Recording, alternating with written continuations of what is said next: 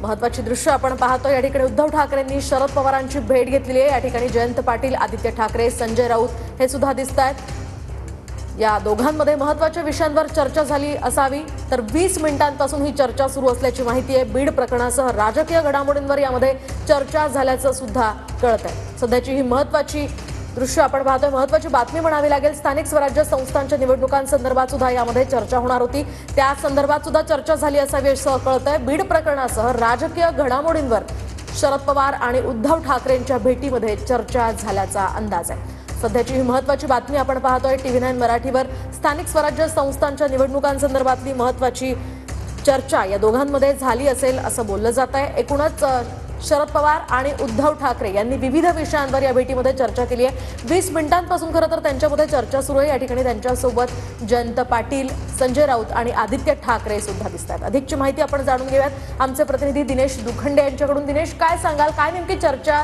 या दोघांमध्ये झाली असू शकते?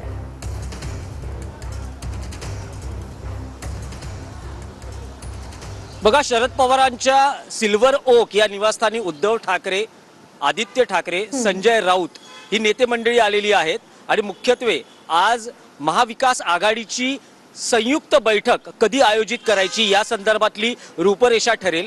कारण स्वतः शरद पवार यांनी त्यांच्या पक्षाच्या बैठकीत नाराजी व्यक्त केली होती की विधानसभा निवडणुकीच्या निकालानंतर महाविकास आघाडीत समन्वय राहिलेला नाही, निकालांचं विश्लेषण करण्यासाठी संयुक्त बैठक अद्याप आयोजित केली नाही। त्यानंतर 2 दिवसात जी पत्रकार परिषद झाली त्यात पवारांनी म्हटलं की येत्या 8 ते 10 दिवसात महाविकास आघाडीची संयुक्त बैठक होईल।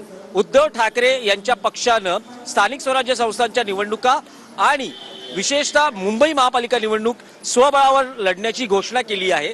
त्यामुळे साहजिकच महाविकास आघाडी एकजूट राहावी यासाठी प्रयत्न सुरू आहेत। तशीच परिस्थिती केंद्रातला इंडिया ब्लॉक हा सुद्धा एकजूट राहावा यासाठी प्रयत्न होताना दिसत आहेत। त्या पार्श्वभूमीवर आज या बैठकीत चर्चा होईल। बीड परभणीतल्या ज्या घटना आहेत त्या पार्श्वभूमीवर चर्चा होईल आणि महायुती सरकारच्या कामगिरीबाबत आणि त्यांच्यात सुरू असलेले वाद या पार्श्वभूमीवर ही चर्चा होईल। पण या भेटी आधी माजी भारतीय क्रिकेटपटू सुनील गावस्कर आणि MCAचे अध्यक्ष अजिंक्य नाईक यांनी शरद पवार यांची भेट घेतली आहे। सगळे अपडेट्स तुमच्याकडनं जाणून घेत राहणार आहोत। तुर्तास धन्यवाद दिलेल्या या सविस्तर माहितीसाठी।